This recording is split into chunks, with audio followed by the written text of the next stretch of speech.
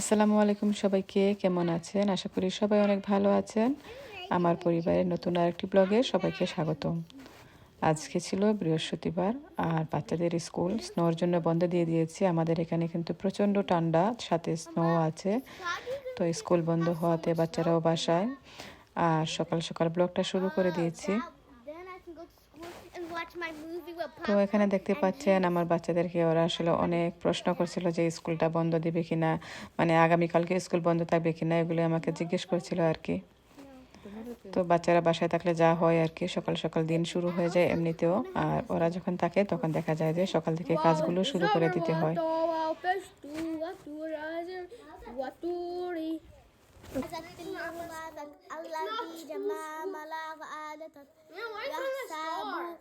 يحسب أنا ما لا يحسب.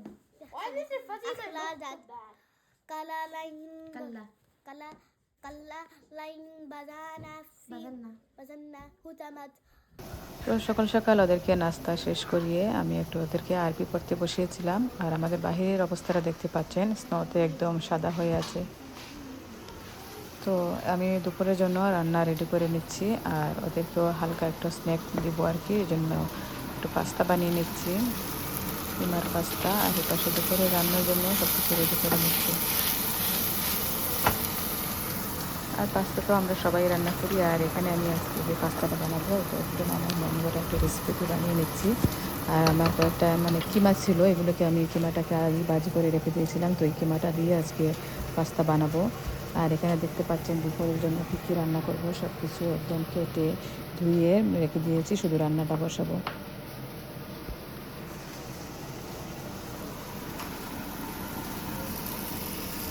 আসলে রান্না সব কিছু রেডি করা থাকলে অনেক ইজি হয়ে যায় রান্না করার জন্য। এই জন্য আর কি আমি সব কিছু রেডি করে নিই। আর ঘড়িতে টাইমটা দেখতেই পাচ্ছেন, অলমোস্ট 11 হয়ে যাচ্ছে, একটু সকাল 11টা বেজে যাচ্ছে। আর এদিকে পাস্তাটাও বসিয়ে দিয়েছি।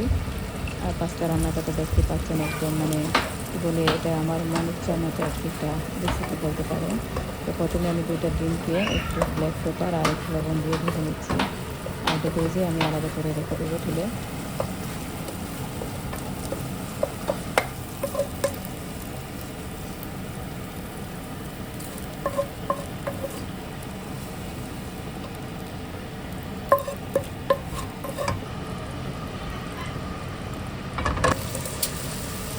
অল্প পরিমাণ তেল দিয়ে তার সামান্য পেঁয়াজ কুচি দিয়ে দিয়েছি।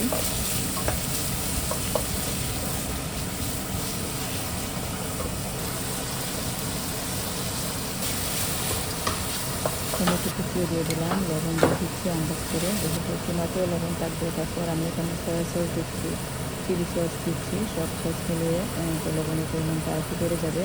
তো প্রথম দিকে আমি লবণটা একটু কমিয়ে দিয়েছি। সামান্য একটু ব্ল্যাক পেপারে গুঁড়ো দিয়ে দিলাম। আর আমার মন্দিরা সব রকমের একটু মশলাও দিয়ে দিচ্ছি, টেস্টটা একটু ডিফারেন্ট থাকে, একটু মজা লাগে, এই জন্য একটু দিয়ে দিচ্ছি সব থেকে একটু করে মশলা। আর কিমাতে একটু মশলা আছে, তো দেখতে পাচ্ছেন সব কিছু কিন্তু একদমই অল্প পরিমাণে দিচ্ছি।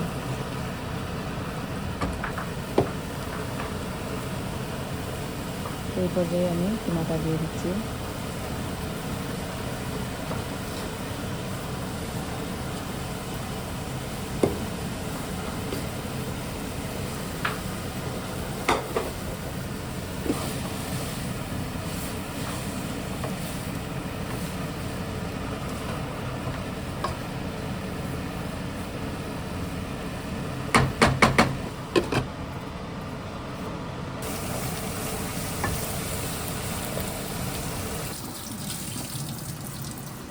তো কিমাটাকে খুব ভালো করে তেজে সেঁকে দিয়েছি, তারপর দিয়ে দিলাম শুদ্ধ করে রাখা মরিচগুলো।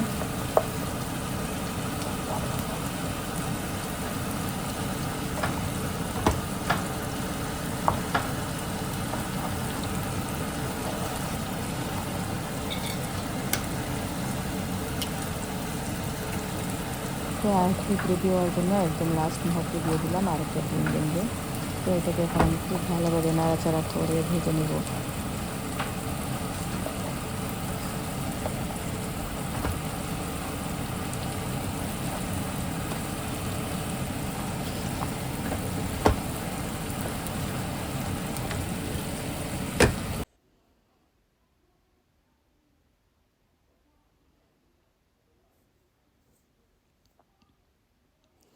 সব শেষে দিয়ে দিলাম ভেজে তুলে রাখা ডিমগুলো, দিয়ে ধনিয়া পাতা কুচি দিয়ে ভালো করে নাড়াচাড়া করে নামিয়ে নিয়েছি। আর একদম এই যে আমার আজকের পাস্তা একদম লাস্ট লুকটা কীভাবে এসেছে, খেতে কিন্তু অনেক মজা হয়েছিল। তো বাচ্চাদেরকে নাস্তাটা দিয়ে আমি এই পাশে আবার রান্নাটা বসিয়ে দিচ্ছি। যেহেতু সব কিছু রেডি করা ছিল, তো আমার তেমন একটা অসুবিধা হয়নি, আমি শুধু রান্নাগুলো বসিয়ে দিয়েছি। আর এখানে একটা বিনস দিয়ে ভাজি করে নিচ্ছি। একটা ডিম দিয়ে বিনস কীভাবে ভাজি করে কিন্তু অনেক মজা হয়। পেঁয়াজ দিয়ে তারপর সামান্য একটু হলুদ দিয়ে লবণ, তারপর বিনসগুলো দিয়ে দিয়েছি। আর এ পাশে হাড় চিকেন রান্না বসিয়ে দিয়েছি।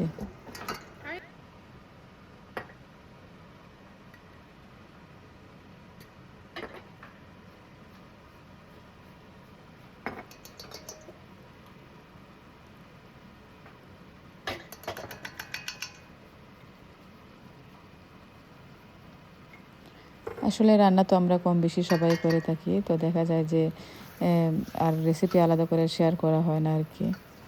দেখতে পাচ্ছেন আমরা মানে যে রেগুলার মশলাগুলো দিয়ে রান্না করে থাকি, এই মশলাগুলো দিয়ে চিকেনটাকে খুব ভালোভাবে নাড়াচাড়া করে ঢাকনা দিয়ে ঢেকে দেবো।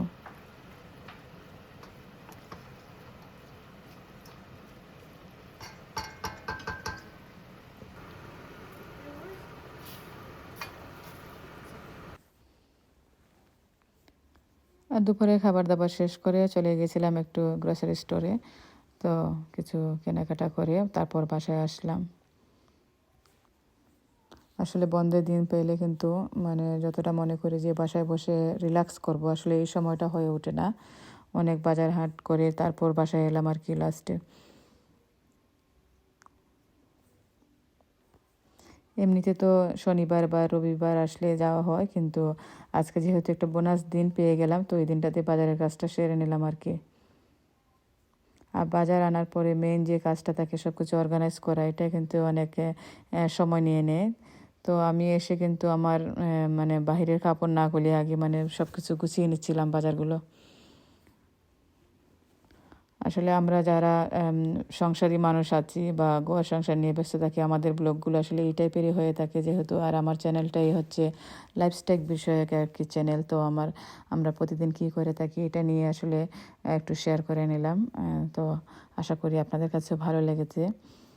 তো ভালো লাগলে আমার পাশে থাকবেন, আমার চ্যানেলটাকে সাবস্ক্রাইব করে, নতুন নতুন যাতে আরও মানে ব্লগ দিতে পারি। আর এই তো আমার আজকের ব্লগটা এই পর্যন্তই। সবাই ভালো থাকবেন। আল্লাহ হাফিজ। আসসালামু আলাইকুম।